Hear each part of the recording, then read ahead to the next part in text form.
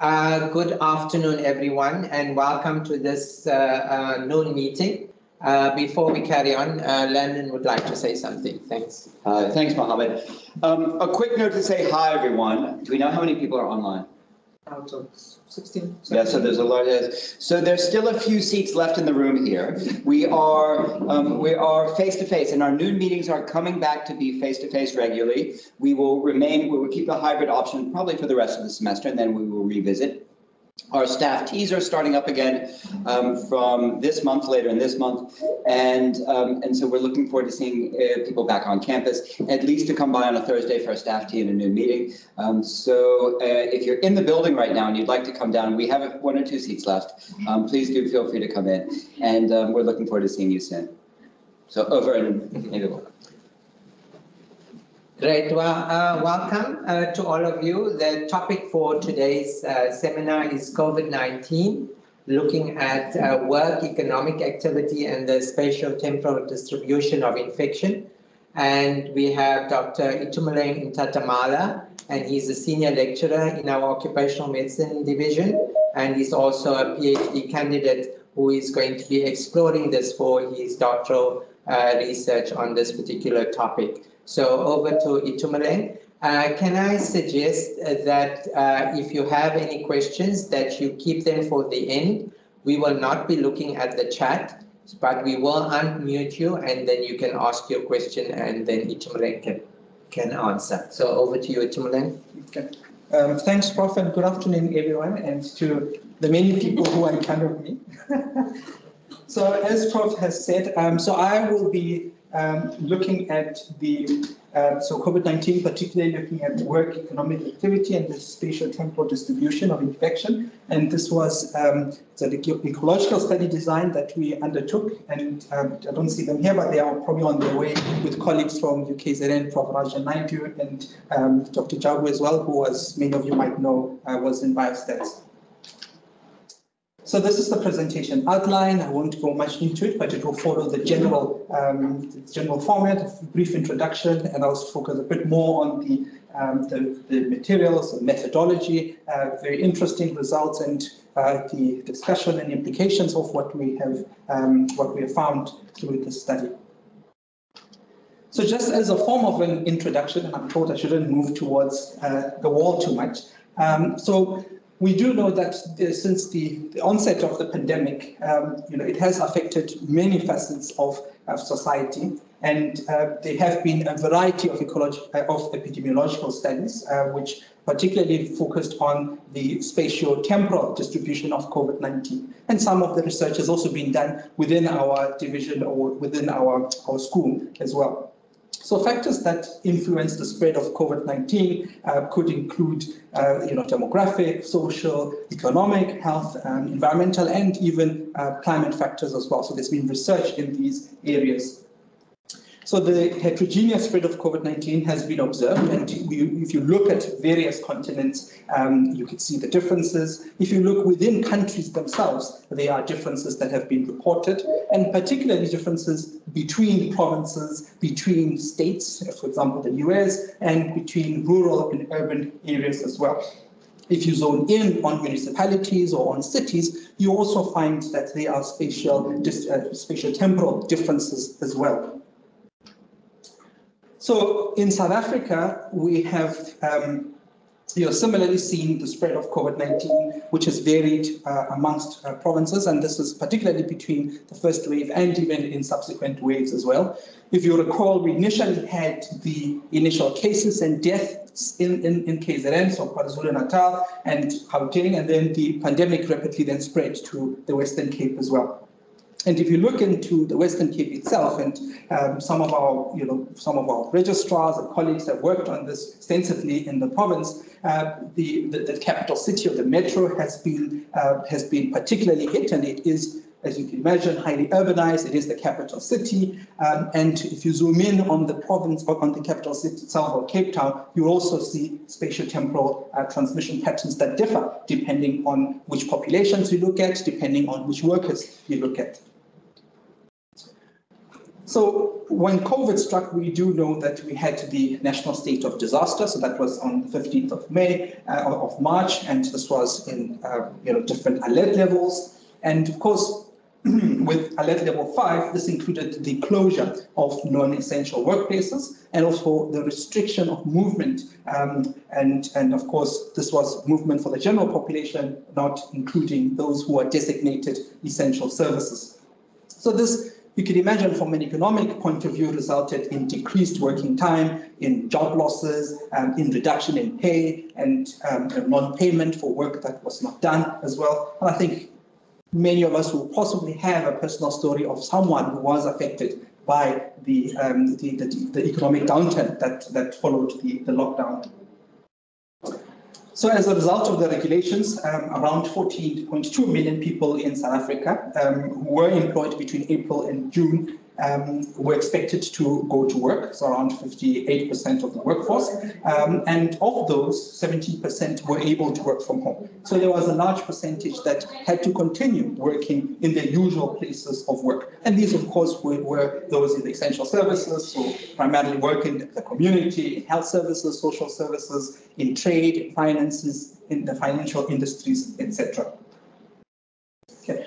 So during the first wave, so most workers, as we have seen in various studies, were placed at continued, so they continued to work and they were placed at increased risk of COVID-19 transmission. Lots of studies have been done within the healthcare sector, so that has been, there's been good evidence that have come through that line. And of course, as we gradually began reopening the economy, particularly as the alert levels decreased, we also had further previously non-essential workplaces opening up and further exacerbating the situation. And then, of course, this was through ongoing interaction between members of so employees and members of the public in terms of clients, co-workers. We also had very inadequately developed preventative workplace strategies at the beginning of the pandemic as well. Various other studies that have been done across the world have analyzed workplace clusters, and I think this is work that we still need to do within our own settings. But they've also they found that overall, around 12% of all COVID-19 cases amongst the working age population were attributable to workplace outbreaks. And I'll show a slide that illustrates this. And this was much higher during the early stages of the pandemic. So the countries which had been tracking those who had been tracking the working populations were able to decipher this information. Similarly, if you look at compensation data as well in Italy, it indicates that around 19.4% of COVID infections were work-related. Yeah. So just put this table there, and if you look at the first graph, and it shows in the blue, so that's all cases. And in the orange, so that's the working age population, and you can see the correlation between how, as the general COVID cases within the population, the Canadian population increases. This was sharply correlated with the COVID cases within the working population as well. And if we look at the graph at the bottom, so the proportion of cases and hospitalizations that were due to workplace outbreaks, you can see that overall around 12% of the cases were due to workplace outbreak or could be linked to a workplace outbreak, and around 7% could be linked with hospitalizations. So what was the aim of the study? So the key aim of the objective of our study was to determine the socio-demographic and work-related, including economic determinants of COVID-19 cumulative case incidence rates. And in particular, our interest was looking at the spatiotemporal distribution in South Africa's first wave. So we restricted our analysis to the first wave, and I will discuss more around why in the discussion.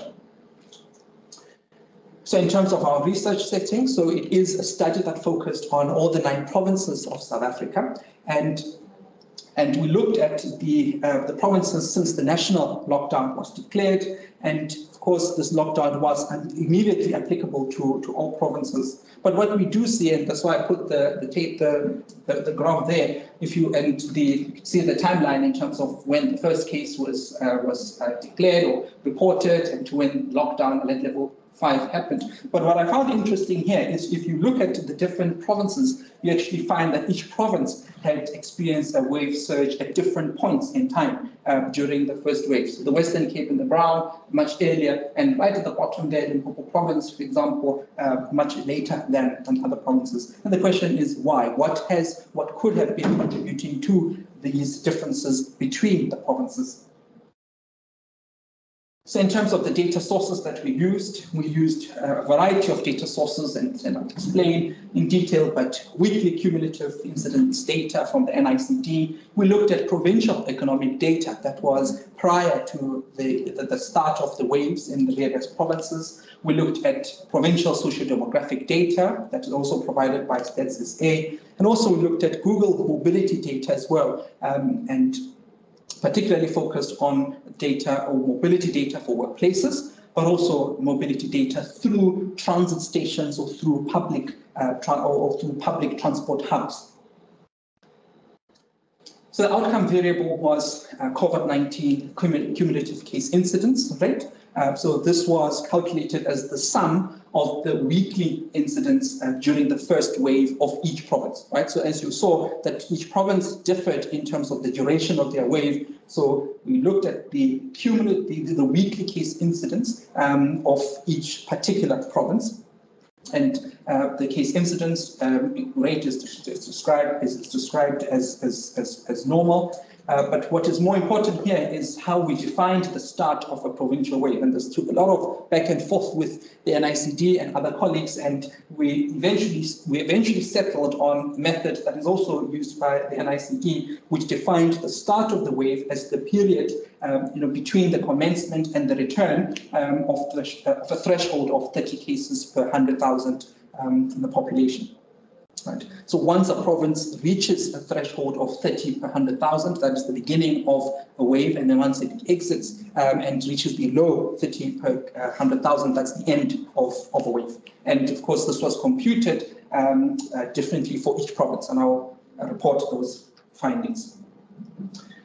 In terms of the predictor variables, we used sex, so the proportion of males in the population, particularly zoomed in on the economically active population. So the data that we could get there was information for males aged between 20 and 64. So thinking around 65 as those who would be on pension, etc., and under 20, those who would not be generally economically active. And we used the South African provincial mid-year population data sets or estimates, right? And we used the proportion of males to adjust for variations in sex demographic within the working population, and of course for its strong association with disease outcome as well.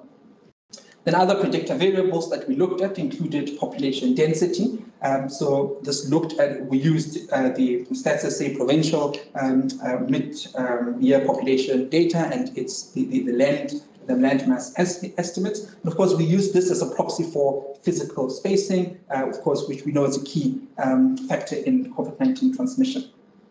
Then other data that we looked at, zooming in on the economic data. So we looked at gross domestic product, so per capita GDP for each province. And we use this as a measure for economic activity in each province. And of course, it does define the value of the final goods and services that are sold within each province. And this was data from the 2019 financial year. Okay, and that was included in the Stats SA report.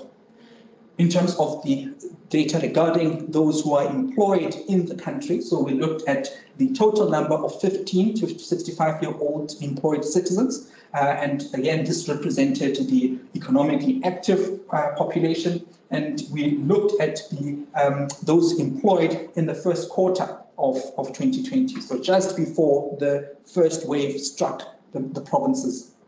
Again, we used the data from the quarterly labor force survey, and it again provided, baseline, which we thought was unaffected. So it would be figures which were unaffected by the subsequent effect of the pandemic on the economy, etc. So those numbers we felt were unlikely to have been affected by lockdown, etc. So in terms of the total economically active population between 15 and 64-year-olds, so this represents the total economically active population, or those who are economically potentially employable. So this formed part of our denominator. So it includes both the employed and unemployed as well. So I call them the total economically active population, which differs from the total employed population. Okay, and here we use the Statistical quarterly labor force survey data as well. So using these two, we then calculated the proportion of economically active South Africans. So as a numerator, we used the number of employed South Africans over the number of totally economically active South Africans, and it is this parameter this variable that we will be focusing on. So the proportion of employed in South Africa just before the start of the first waves in the various provinces. In terms of Google mobility data, so the focus here, we look at the indicator. So we use this as an indicator of patterns of mobility in South Africa, and the focus, as I said, was on mobility through public transport hubs such as taxi rank, bus stations, train stations, etc., and also movement to workplaces as well. So there's a whole host of other mobility data that's available through retail centers, parks, etc. But we decided to zoom in on just these two, with in terms of their relevance to the working population passing through or traveling through public transport hubs and through workplaces as well. So in terms of statistical analysis, we used Stata 14, descriptive analysis, and correlation matrices were conducted. Univariate and multivariate analysis was conducted, and this was particularly so saturated Poisson regression modeling for the multivariate analysis was done, and so all the variables were entered together, and this was not done in a stepwise manner. So for those variables that were found to be highly correlated, only the significant variables were included in the model. And I'll explain a bit more as the results, as we discuss the results. So in terms of the results, what did we find? Right. So this is the socio-demographic economic and mobility factors table that we created, and I will be going through the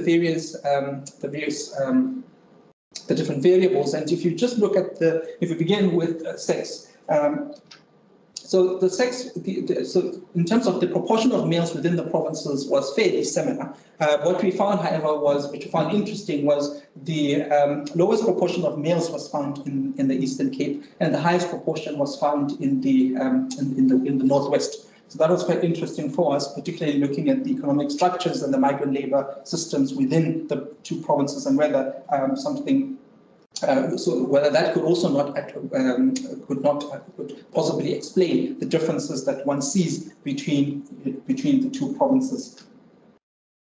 And in terms of the population density, as expected, so the population density was the highest in Gauteng province, and it was the lowest in provinces such as the Northern Cape. Very interesting as well, correlated again with the population density. What you find is that provinces such as Gauteng, which are densely populated, also tended to have very high per capita GDP in comparison to provinces that were less densely populated, like the Northern Cape. Gauteng obviously comes out first, but the Western Cape and KwaZulu-Natal as well are provinces which are also have quite a contribution to the national GDP.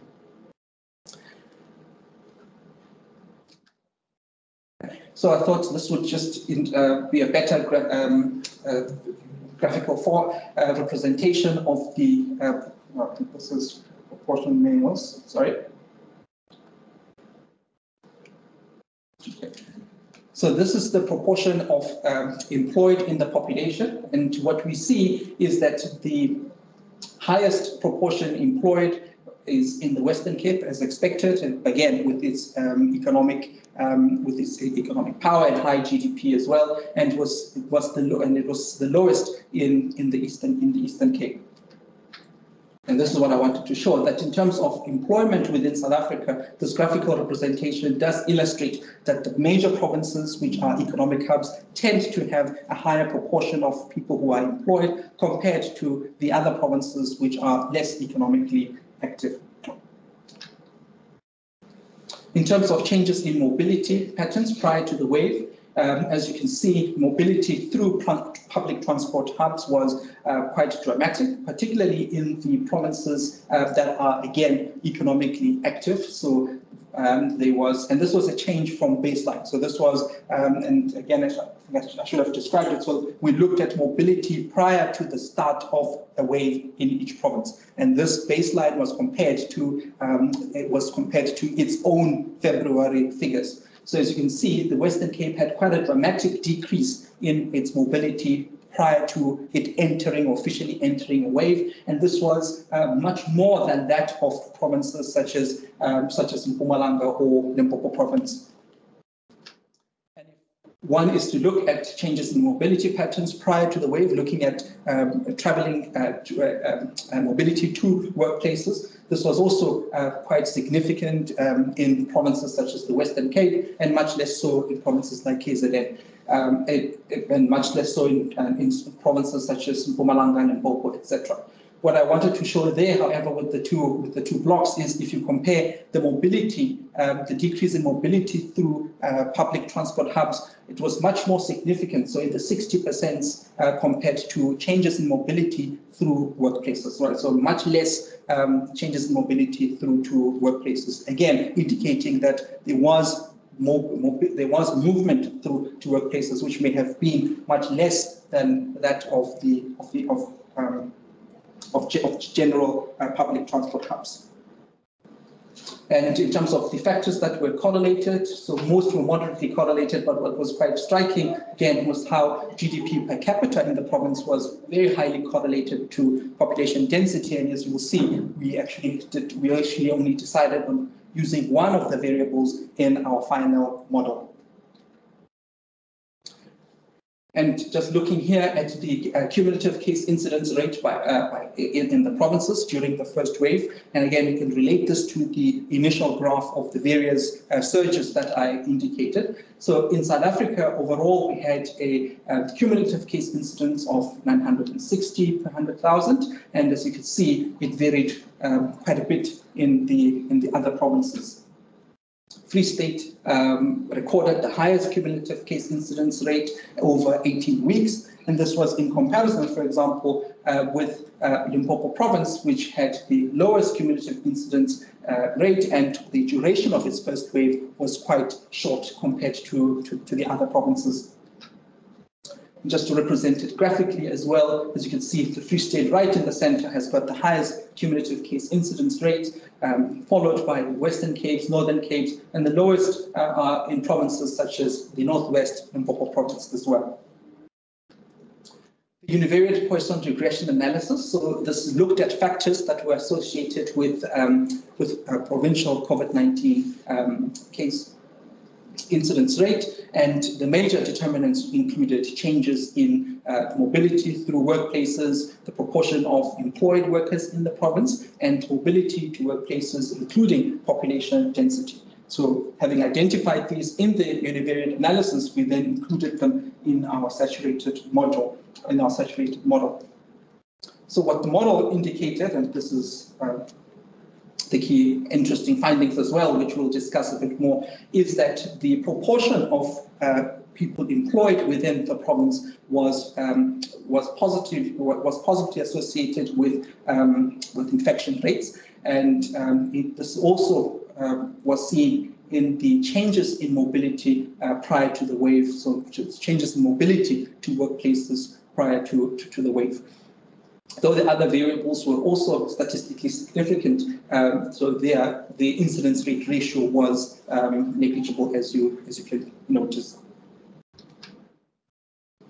And again, just to illustrate the changes in mobility to workplaces, as you can see, quite dramatic changes were seen in mobility to workplaces in provinces such as in Gauteng, in provinces like the Western Cape, and all the other very highly economically active provinces as well.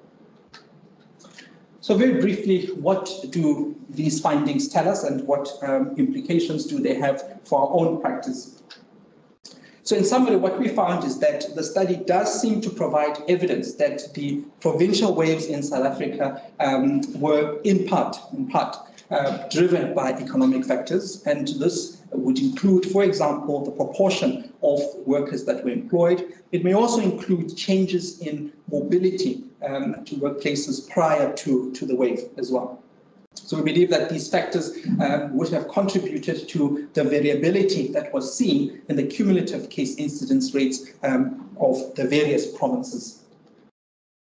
So if we look at just employment and COVID-19 spread more generally and in relation to our study, so the study did find that the proportion of employed workers in the first quarter in the provinces was associated with higher COVID-19 cumulative case incidence rates. It does seem to suggest that employment contributed to the increased risk of SARS-CoV-2 infections. And this is in keeping with other studies that have been done across the world, which have shown that workers who are employed and working at their usual sites, so not working at home, for example, have been shown to have greater exposure to the virus in comparison to the general population. And again, lots of the studies done within the healthcare setting, but also some done, of course, in other sectors, which I will speak to. Right. So if we just look at zoom in on Wuhan, China. So the initial highest occupational risk was also noted in the workers in the seafood and wet animal wholesale markets. It was noted in frontline health workers, in workers that were in congregate settings like prisons, schools, etc., and also slaughterhouses as well. And factors that were increasing the risk of SARS-CoV-2 transmission were varied, right? So if we just take an example, a case study of slaughterhouses and meat packing plants, just look at the picture there, just imagine working in that kind of environment. Issues such as poor ventilation, particularly working in a cold temperature, a cold environment, issues around poor infection control practices. And again, take yourself back right at the beginning when we really did not know what practices to implement, issues around insufficient social distancing, as you can see, overcrowded, shared accommodation in some instances, issues around low wages, and of course, with that comes other factors such as needing to use public transport and having no other way to get to work than using public transport. If we look at South Africa, a few studies had been done or have been reported. So one study did look at South African miners, and it was found that the rates of COVID-19 were much higher in the sectors of the mining industry, which employed a large proportion of workers. So much higher in platinum and the gold mines. And of course, factors that could have resulted in this increased risk of transmission includes migrant labor, so moving between the provinces, use of overcrowded dormitories or accommodation, hostels, etc. And of course, if you look at just the workplace itself, narrow, poorly ventilated shafts as well. An interesting study that was done by Shaw and colleagues on workers at the waterfront also indicated that the seroprevalence was found to be higher in those employees who, if you could look right at the end, those employees that were living in lower socioeconomic status and employees that were living in the employees that were actually earning less and living in more informal settlements or informal housing as well, in comparison right at the beginning with those in management, for example. So in terms of economic activity generally is looked at from various fronts. We just looked at a few of these, but just to give a background that economic activity can be looked at from, in terms of GDP per capita, in terms of employment rates in different economic sectors, population mobility through rail, air, road. It could also be looked at through international trade, which we didn't look at by provinces.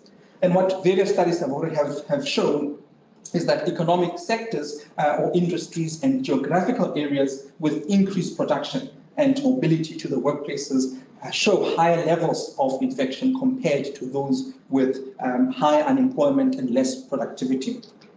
And we saw that in the study as well. We saw that provinces with very large GDPs per capita and which are thought of as economic hubs in the country, your Gauteng, Western Cape Province, KZN, etc., had some of the highest cumulative case incidence in the country. And then this is in comparison to other, less developed provinces like the Western Cape, the Northern, Northwest, Mpumalanga, Limpopo, etc.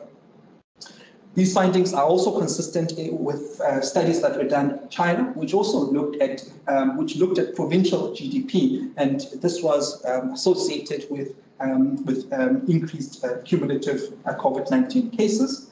And if you then zoomed in on cities, in China, they also showed that those cities with higher GDP per capita also reported to have higher transmission rates early on in the pandemic. So high levels of economic activity across states or countries in the US, as another example, have also been shown to facilitate SARS-CoV-2 infection. And factors that are associated with the increased transmission, particularly in the provinces with higher GDP, would include, as would be expected, increased mobility to workplaces. So these are economic hubs. They generally have higher and more robust economic activity that's happening. So there would be inadvertently increased mobility to the workplaces. There would be higher social interaction while traveling to work. There will be increased contacts between the workers and their clients, and of course between the workers themselves.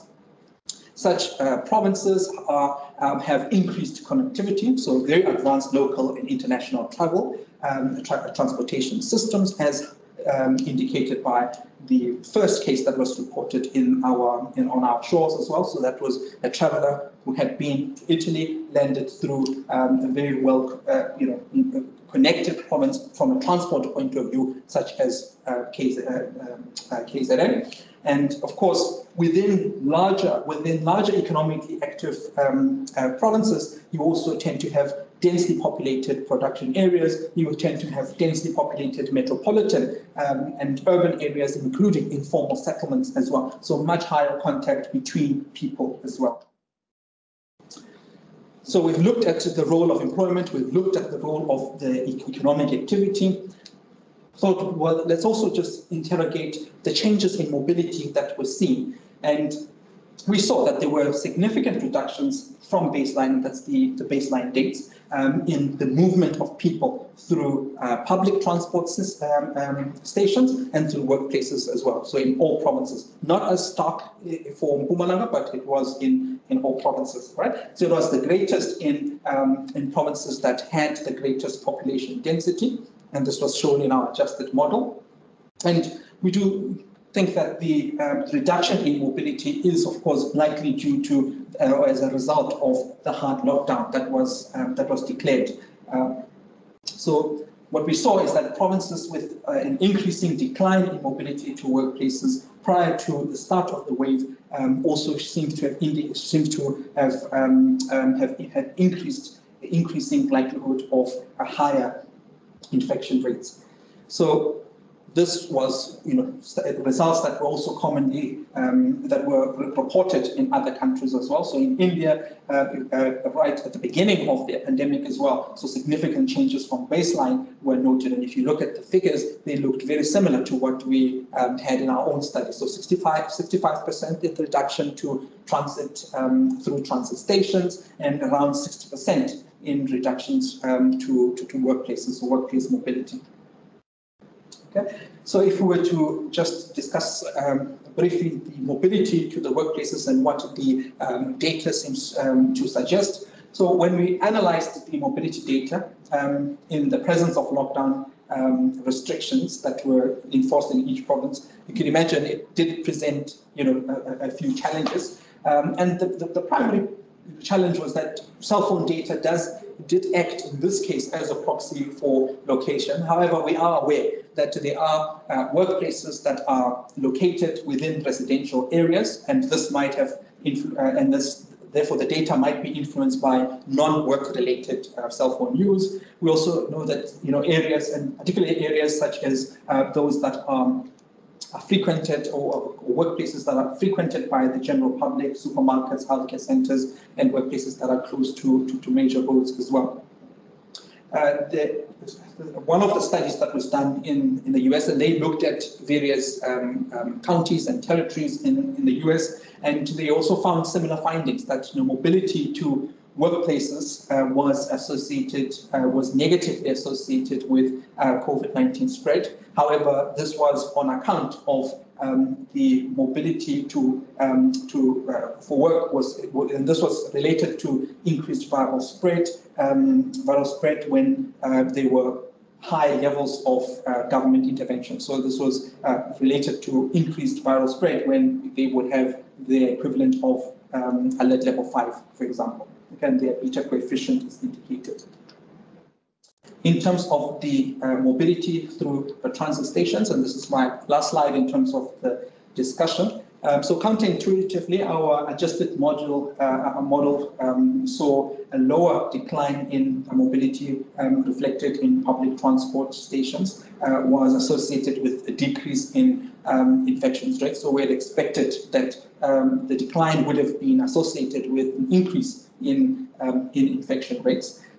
However, we do recognize that the transport locations, the public transit stations or public transport hubs are also reflective of the broader community, so not just workers. And the expected reductions in mobility due to lockdown could also explain the lower infection rates. And of course, the studies in the US as well have found similar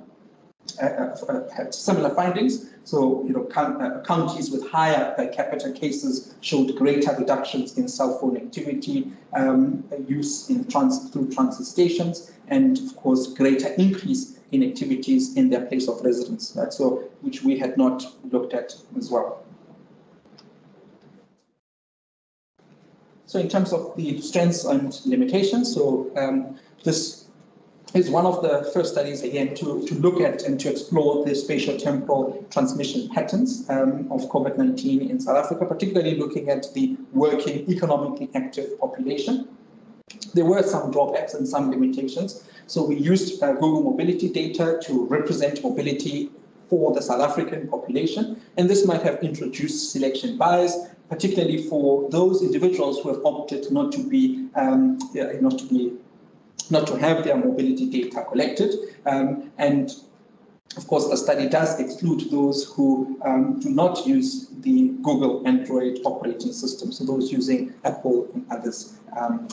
So, however, studies that have been done in South Africa did indicate that the Google Android operating system is the most commonly used within our setting and our the economic, socio-economic status of the country. So other limitations, right? So although we did try to adjust for some confounders, the saturated regression model could only explain 39% of the variability in the infection rates, and as expected, unmeasured variables may have influenced or maybe the reason for the lowered R-squared. So it was not possible to adjust for other known factors, for example, the extent to which lockdown regulations were enforced in each province, the compliance within the various provinces with non-pharmaceutical measures or interventions. However, we thought that the enactment of national legislation that was applicable to all provinces and or the same in all provinces is likely to have limited the variability that is likely to have occurred within the provinces compared to should we have had different lockdowns in each different province. Okay, so the study did focus, as I've said right at the beginning, only on the first wave of the COVID-19 infections. And of course, this does limit the generalizability of the results to subsequent waves as well. And we did not look at the waves 2 and onwards due to, as you can imagine, the shifting cyclical patterns of the waves, which were and the different endpoints of the previous waves. So there were some in the first wave. There were some provinces which had the end of their first wave, which overlapped with the start of a second wave in another province. So that was one of the challenges there. And of course, the lack of defined baseline data or economic data that one could have if one is to look at wave 2, 3, and 4, which is already in a way tainted by the effects of the lockdown as well. We didn't consider COVID-19 deaths as an outcome measure, and excess deaths have been reported by the South African Medical Research Council. And so the possible implications of this is that the true CCIR may have been higher than that reported by the NICD data that we used, and which relied on individual testing within the provinces.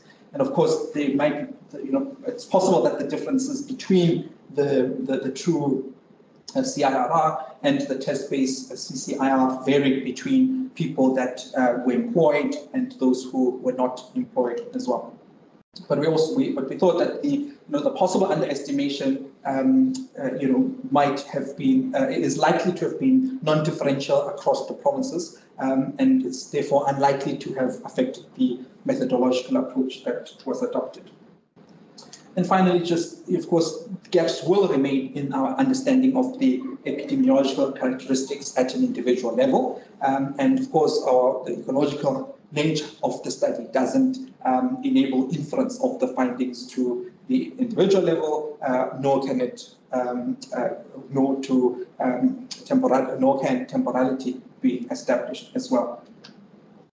However, in closing, what are the policy implications? So we do know, and we acknowledge that even the workplaces are not the only drivers of COVID-19 cumulative case incidence rates in South Africa. The study does point to the need for us to focus on developing and implementing policies that are aimed at the adequate protection of workers, of all workers against SARS-CoV-2 infections. Right, and the policies need to be comprehensive, so they need to consider the wide range of exposures workers encounters, that workers are encounters, and this, again, you can imagine, our focus has been rightly so on the health sector. But if you look at the non-health sector and how diverse it is important for us to look at the various wide-ranging exposures that the different workers in those industries would encounter.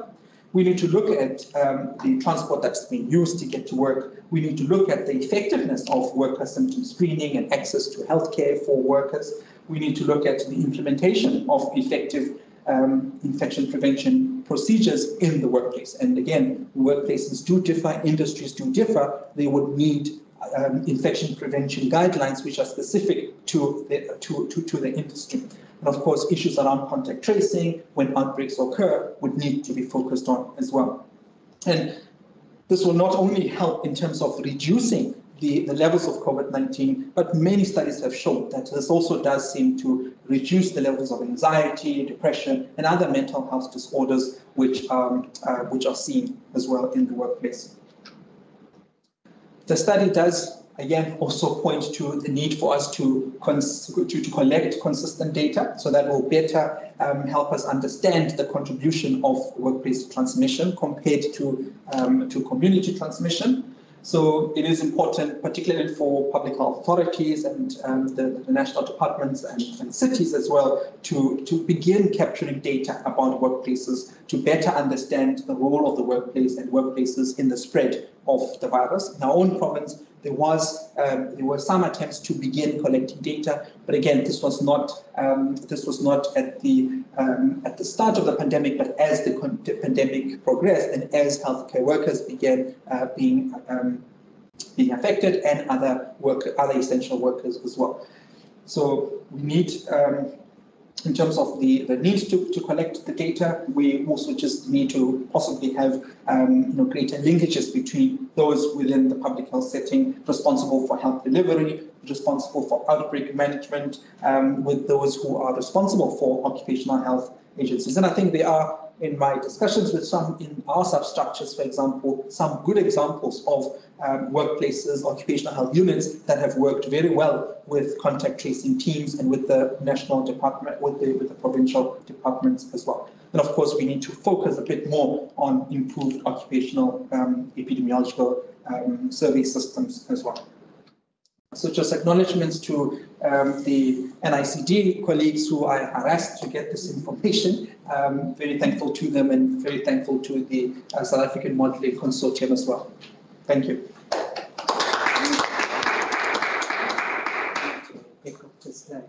Thank you, Itumeleng. Okay, we just stop sharing so we can see if there are any hands in the audience.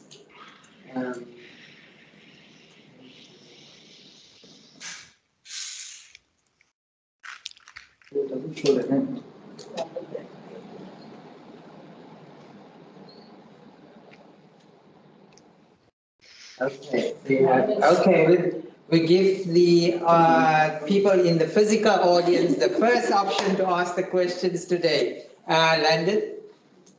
Itumeleng, thank you. This was a really, really wonderful presentation of a creative way of thinking about a problem using publicly available data. So kudos, number one. But my question is about trying to disaggregate a point you made in one of your discussion slides, which is it's from the data you showed, it's difficult to know what aspects. Workers are clearly at increased risk of transmission. That comes across clearly from your data. But what aspects of which industries are potentially may have driven transmission, and given limited resources and limited policy focus, in turn where we might focus interventions. Do you have any ability from other data sources, maybe, or another approach to understand which industries may be most often implicated, number one, but number two, in certain industries, it may not be the work itself, it may be the transport or the socioeconomic living conditions of workers in those industries. And is there any approach you can think of to disaggregate that in order, from a public health perspective, to target interventions? Yeah, so thanks, Lennon. There's very scanty data, but the one data source that I can think of is the occupational health OHSS, it's an information system that was developed by the NIO, so National Institute of Occupational Health, which called on employers to report the cases of COVID-19 within the workplace. But as you can imagine, the data source is it does give an indication of, so outside of the health sector, it speaks of the banking sector, the financial industry sector, the retail sector as well. But again, these, when we looked at them, are industries which already have got a functional occupational health system. So there's, an element of reporting bias in that sense, that only those who can report are able to give that data. When we looked at our own provincial data, when the province did start, trying to indicate, where one person works or not, it's again very sketchy. But you do start seeing the data coming in from the congregate settings. So those working in correctional services, the police, schools, etc. And again, that might also just be an effect of a much more stronger occupational health system, or at least reporting mechanism in that. Yeah. So we try. I think different people tried at different points, but we haven't really brought all that information through together. Yeah. May I ask the second part of my question? Please. Okay, please. I'll have to do a second. One of the things that you started to hint at, I thought, was reductions in GDP are quite clear with the lockdown, as are potential reductions in mortality or increased mortality due to COVID, or reductions in anticipated mortality. Are you thinking at all about sort of trying to get a sense of whether the reductions in the mortality associated with reductions in GDP would have been offset by the prevented mortality due to lockdowns preventing COVID transmission? Yeah, so we haven't looked at that yet, and that was one of the comments that we got.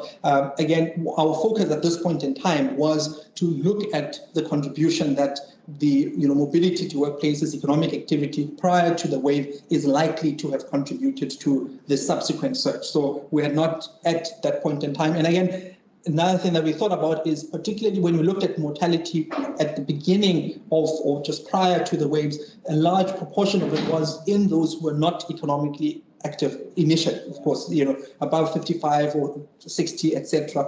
So we had not yet gone into that analysis. Yeah. Yes. Okay, Laura? It was almost identical to Leonard about the drilling down of the different sectors, but also the hospital, like the thing about the big healthcare hospitals being in the, KwaZulu-Natal, Gauteng, and Cape Town, as opposed to the smaller provinces. And if people are going to work, then they obviously are, that's where they're going to be exposed, right? Yeah. And then the people, and then I was trying to think, how could you capture the grocery stores and all the essential workers? But mobility data, it's very difficult, but one could perhaps, if I had all the time in the world, go to different industry bodies, different, just focus on retail alone and try to drill down on their figures that they might have on their books, which might not really be reflecting on the provincial databases, because that's where the disjuncture comes in, where there's a provincial database that tells you that 5 million people were infected in the Western Cape. But in those, we do not know who is employed, where are they employed, are they retail, and if retail, which retail sector are they in? So, so there's a bit of work to be done in that respect. Yeah. And then I just methodologically, I wondered, so you selected as your baseline the preceding 3 months, but as I've come to realize again, in South Africa, there is, with people being on holiday and the universities and the schools closed, I wondered why you didn't use the 2019, the same period as that wave. What were it was March to May, right? No, March to June. No, so we use the Q1 of economic data, so that would be Jan, February, March. Right. And most of the waves happened from March onwards. No, but I mean, could you not have compared those months to the preceding year's months? Because just being aware that in South Africa we're coming back from that Christmas period, and there's like a lot of almost like where people are not that economically, we're kind of down while we're coming out of that break, right?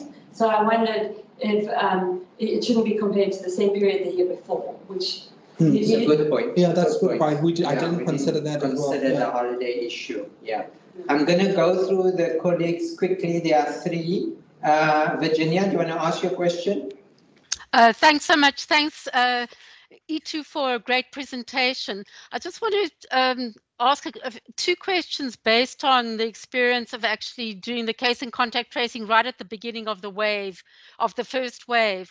We know that the Western Cape was seeded through a from travel from people that's and probably higher numbers of seeds were in the Western Cape compared to other provinces, although we didn't have the first seeding here, through people coming for weddings and so on. But very soon, if you will remember, it was the essential services, and this is, and we had to have a kind of a bit of a flawed idea of what an essential service was. It was people working in the retail and also police. We had huge numbers of people working in the retail space who were then affected, and it spread according to the chain of the store, if you remember.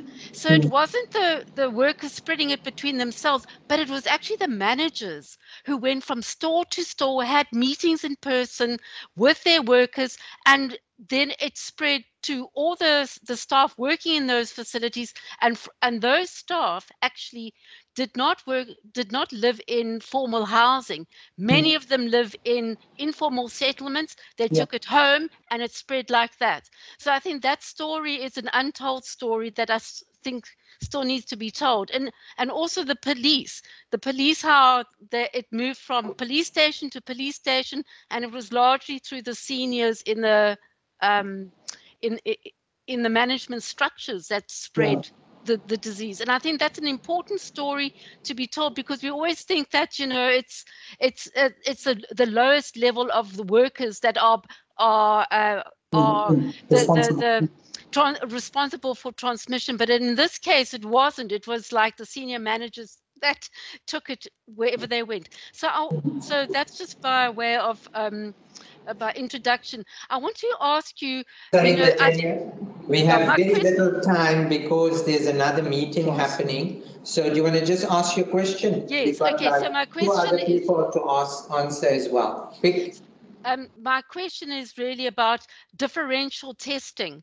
And I think there would have been differential testing in different communities, and how that would affect your findings. Because in areas where there wasn't access to testing, and we estimated that was pretty high in some areas compared to those who lived in the middle classes who had access to private laboratories, how do you think that would have affected your findings? Thanks. You got the question. Got the question. You can take. Okay, now answer that one. Yeah. Vijay, I think that was something that we had considered as well, but it was again very difficult to disentangle, particularly because the testing again at the time was for those who had knowledge of COVID. They had access and the ability to go test. And again, if I recall, there was a large focus on testing of health workers and those who, like them, had easier access to testing facilities as well. So I think it is a fair point, but it was. I think it would have been very difficult for us to try and disentangle. Okay, Rodney, do you want to ask your question? Unmute. Rodney, are you still there? Okay, I'm not. Okay. Yes. Thanks, you. So really, I want to pick up your optimistic conclusion that there's a good cooperative relationship between occupational health and public health. I'd like to suggest that those may be exceptions, and historically it's actually a problematic relationship. So if we accept that work in some way contributes to propagation of the epidemic, what is the role really of occupational health, the frame, the authorities, the Department of Labour, the Department of Mineral Resources, who have the legal power and the inspectoral power? What has their role been, and what should their role be? Maybe this is a discussion, you'd like to comment on how optimistic you are that these departments are actually capable of influencing the course of the epidemic. Thanks. Yeah, thanks, Rob. Maybe I'm too optimistic, but I do think that for the first time we did see, and I think the work of some in the division and others, and even our registrars as well, have seen the Department of Labour coming to the party, and the directives, for example, that have come out, that have been updated, the different guidelines that have also come out in terms of how to manage isolation, etc., from the Department of Labour itself, and an chief inspector that seems to have been much more alert with this pandemic in issuing issuing notices and health promotion and videos, etc.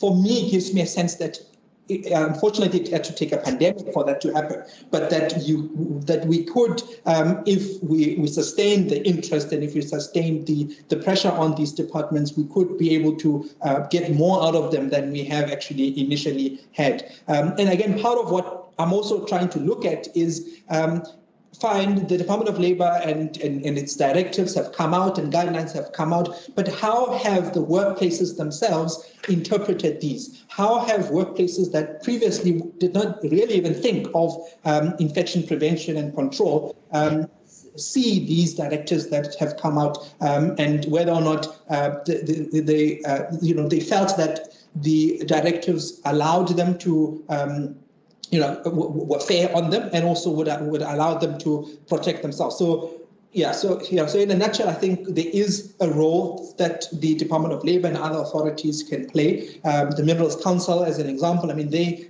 have seemed to have kept quite good figures in terms of the COVID numbers affecting miners, and I think we've also had Prof and others writing using that data. So people are waking up to the fact that we need to focus a bit more on occupational health, on the workers' health. And if we sustain it, I think we might, optimistically have improvements. Yeah.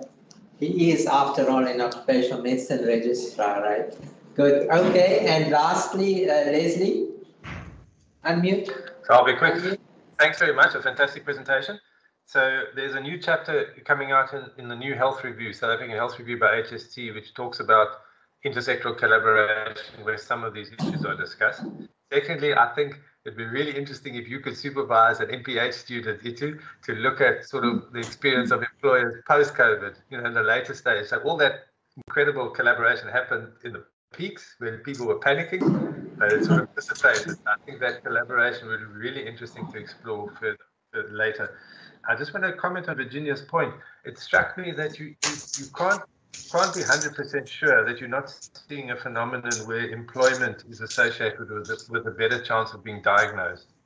Yeah. So it's what you find is entirely intuitive. But I just think when you come to publishing it, I think that's a limitation. You just have to acknowledge that if you're employed, you're much more likely to have been tested and then appear as a case than if you weren't. So there's no way of dealing with it, but it's just something to know.